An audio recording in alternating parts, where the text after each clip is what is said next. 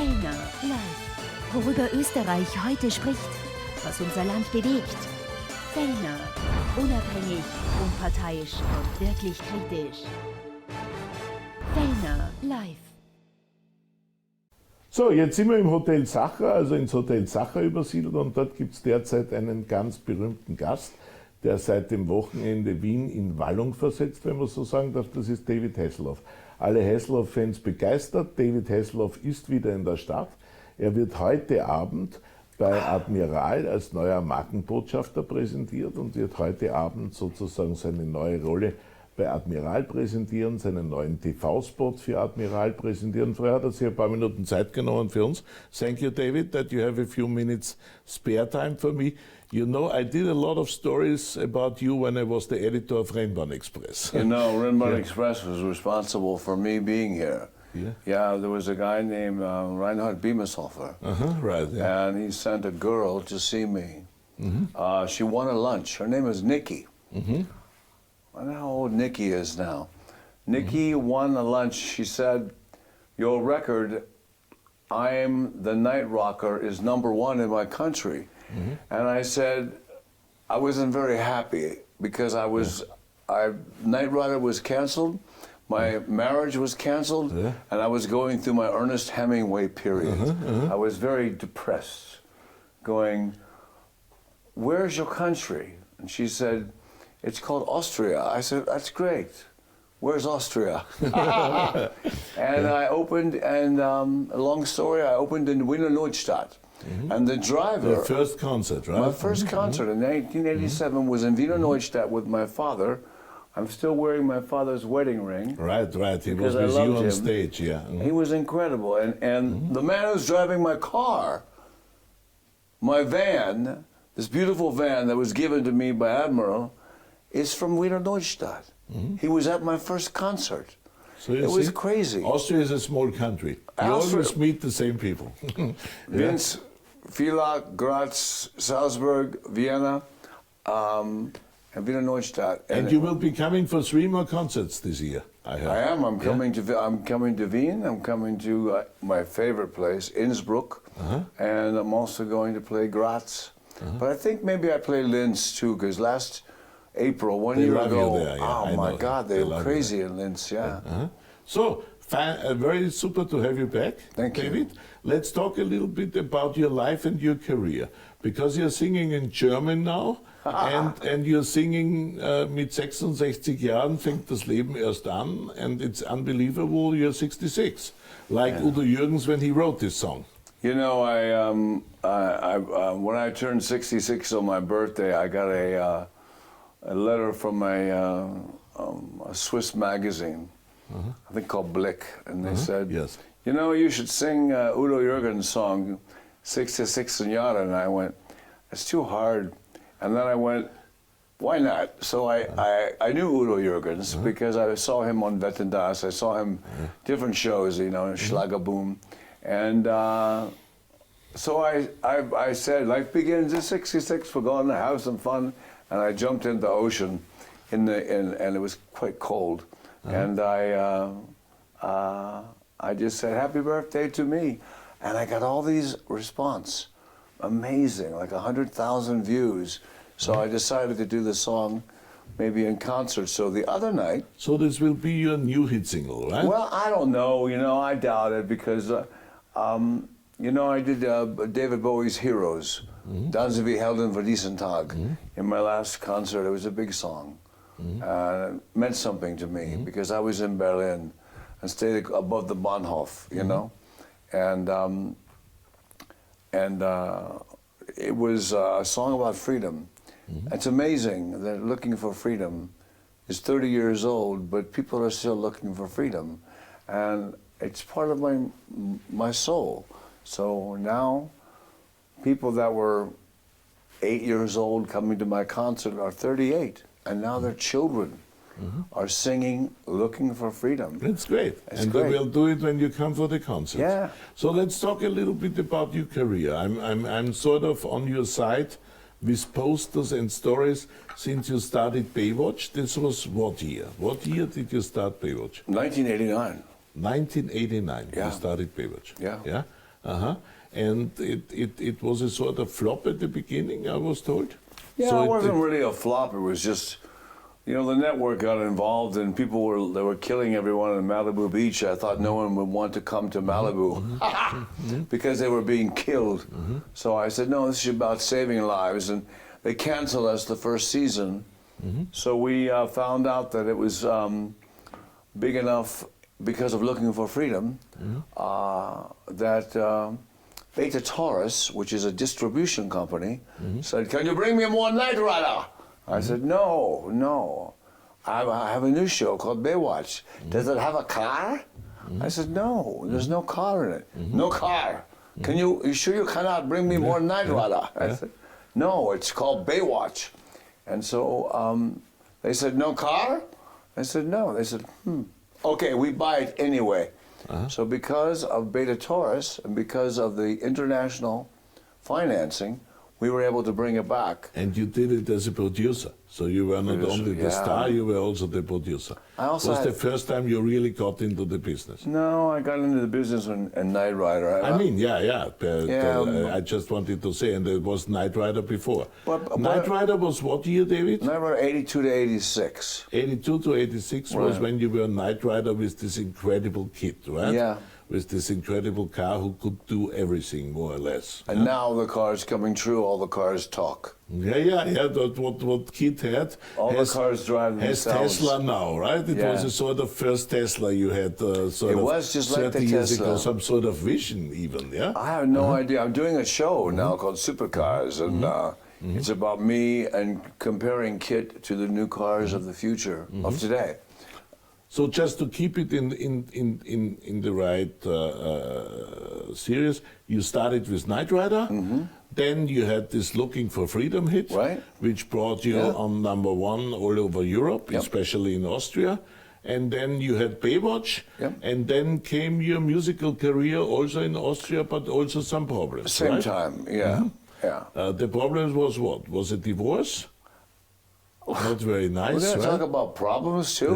Yeah. Wow. I mean, I know that you're a very sunny Californian character, but there was a phase in your life where you had a little bit problems, right? No, I think there's a phase of your life called life, you know, and the way you face life is you deal with life. And I deal with my problems. My mother died of breast cancer, and you know what she said? That's life. And, you know, it is life. Life is good, life is up, life is down. Life sometimes is sunny, like California. Life sometimes is fires, like California. Life sometimes is marriage, and I'm very happy. Life sometimes is divorce, and you're not so happy. And if you deal with it, if you deal with life, and you realize that life is not fair, then you're okay. But how did you manage to cope with it? How much what? How did you manage to cope with it, to handle it? By having people tell me the truth. You know, I have 2 daughters who tell me the truth. They say, Dad, we're worried about you. And I say the same thing to them. I say to my daughters, if you do that, I can't stop you, but this could happen. You're going to do it anyway, no matter what I say. And they say, no, Dad, we will never lie to you. I say, well, you're lying to me now because you're going to lie to me. And if you do that, this is the result. You have to tell people the truth. It's what the world is what the problem, I think, in the world is now. No one tells each other the truth. No one talks. No one grabs a person by the hand and says, hey, you're wearing a burqa. It's okay. It's okay to be Muslim. I'm a Christian. It's okay to like a gay person. It's okay to like a black person.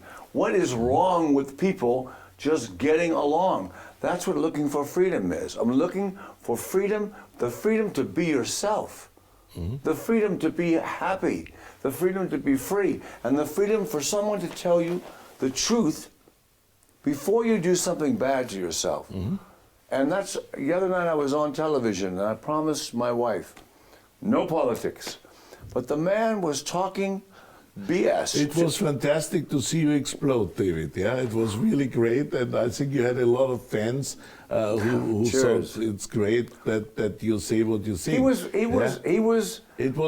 putting down to tell the listeners, it was the show of Markus Lanz im ZDF, und Patrick Lindner war Gast von der FDP und hat einen unglaublichen Unsinn dahergeredet über Klimawandel und was die Politik nicht alles bla bla bla bla bla, right? And there was und da war eine Schülerin, there was a girl, a schoolgirl, opposite him and said, "You are lying," and then you exploded, right? Yeah, because he wouldn't let her talk. Yeah. And because people in America who've lost people in school are killing themselves because they go out and they say, "Stop, stop." And nobody listens. So they kill themselves. And that pisses me off. And that pissed me off that he wasn't listening to that girl. Because he's a politician. And you know what he said? He said, politicians are not experts. That's what he said. That's what the man told me. I know, I saw it. Yeah, I know, but he said that. And I said, you're not an expert. How can you possibly talk about climate control if you're not an expert? The girl is trying to say, someone help. Please help us live a life. You know, I grew up in the 80s. In the 90s. We were happy. Everybody was happy. We were having a party every night. Everything was great.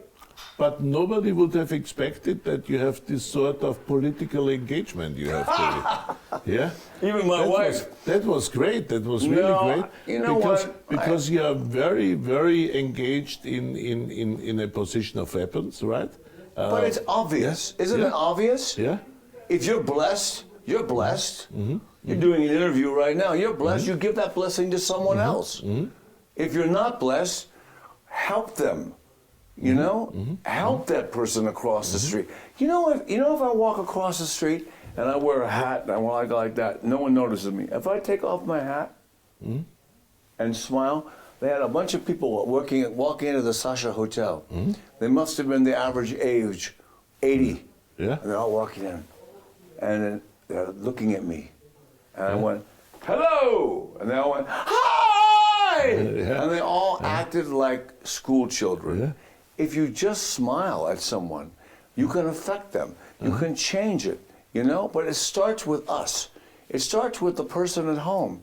And I think the parents, I have to say the parents in Germany, the parents in Austria, they're really good with their children. Because they're singing Looking for Freedom. Yeah. How do they know me? But you have a political engagement against weapons, for climate, etc., right? I have a human engagement. I'm a human being. I have a right to have a private moment in my home. I have a right to have privacy. I have a right not to be interviewed about my personal life because it's my personal life. My job is to make everyone at home happy and to do the best I can on stage. That's my job. And my job is maybe to take a selfie because it's going to make someone happy. You know who I took a selfie with today? The Polizei. Yeah. When I walked in. In front of the door. In front of the door. First, the police stopped me. And they all want to take a picture all over the world. You know, I mean, from... It's great. That's a thing I adore on you since the first moment I saw you in Wiener Neustadt. That you love your fans so much, right? You love them. Well, back in 1987, it was like, we are the Austrians, we are the Germans, we are going to sing, and I'm going, what's wrong with these people? Go on the audience. I've been looking for freedom, and you grab a lady, and you touch them, and they go, it's a Knight Rider, he touched me. It means the world to them. They will tell 100 people. And you know what, to me, it means the world to me. My mother told me, she said, doesn't matter if there's 10 people in the audience or 10,000. You do the same show. Yeah, that's what you do, right? I do the same show. Because you love the fans, right? You know what, I did 65,000 people the other night. I walked off stage and I said, good show. I was good. Because I was singing good, you know? I've done other shows where I felt bad. I felt like I didn't do the best I could, and the audience, they love me. David, you have a new job in Austria now. Yes. You are Markenbotschafter for Admiral. Yes. What does this mean to you, and why You know are you what? doing it? I met the man who started Admiral today.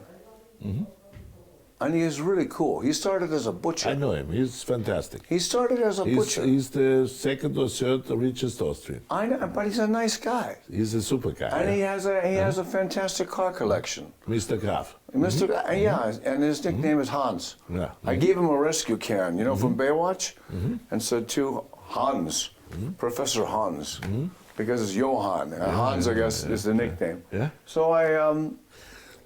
you know what? I saw Admiral in Marbella, and I was in Marbella. I said, "Stop the car."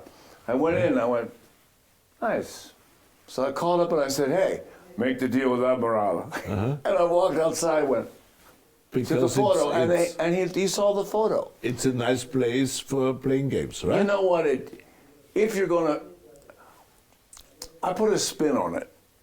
So if you're going to walk into Admiral and watch a game, you're going to feel good. You're going to be cheering. You're going to have fun. You can only bet a certain amount, so you can't lose too much. But you may walk away with a ticket to my concert.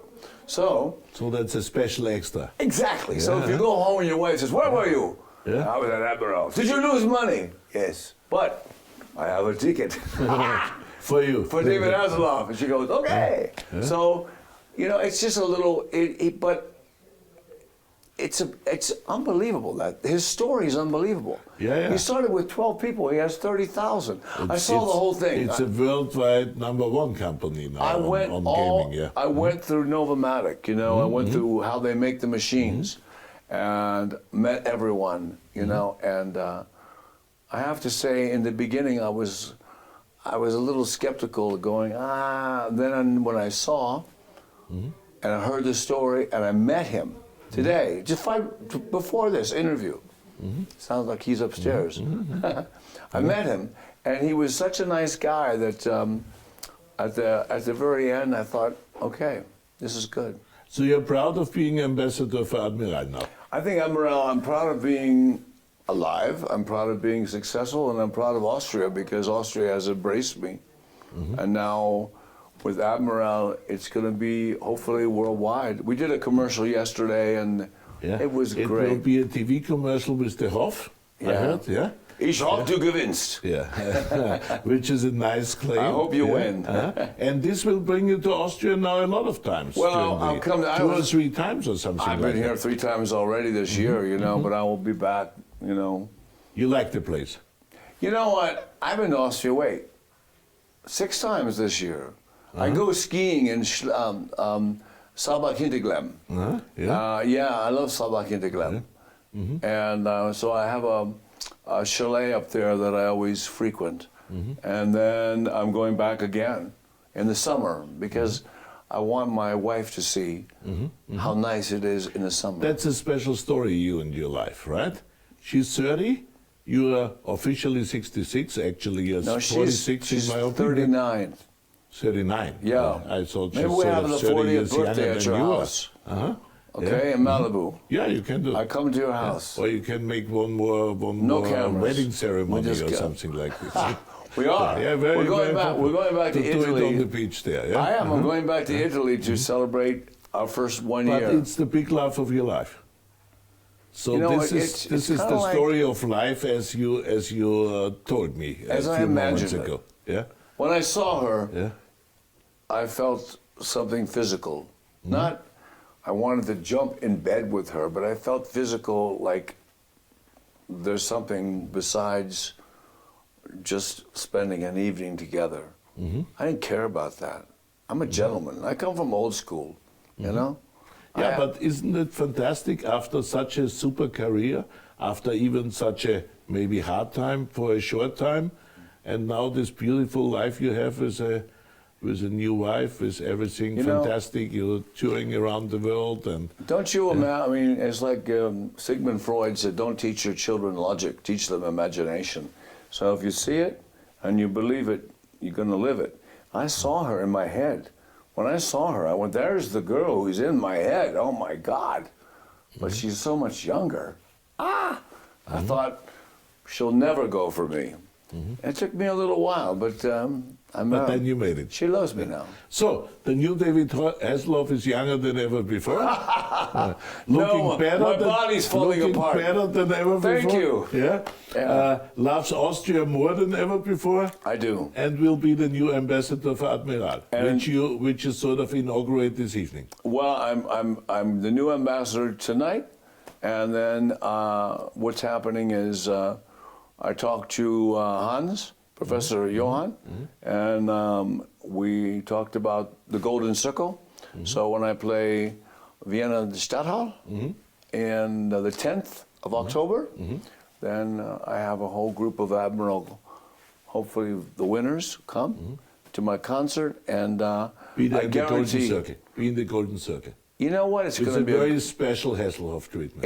It's Vienna. I've already I filmed Vienna last year because I knew Vienna would be great. It was awesome, and part of my new album is we are giving away the tour as a gift for your box set. So it's fun. So, David, thank you very much. Glad to have you in Austria. Did your house Hope to didn't see- burn up? No. Did Good. your house burn out? No, it jumped. I live in Calabasas. It jumped the freeway, burned Me up too. Thomas's Me house. too. It jumped from one national park to the other. Yeah. So thank you very much, David, for having time. Thank you. Hope to have you on the show as often as you are in Vienna. Thank you. Okay, Alles klar. thanks. Bye-bye. Dankeschön. Have a Auf good time. Wiedersehen. Auf Wiedersehen.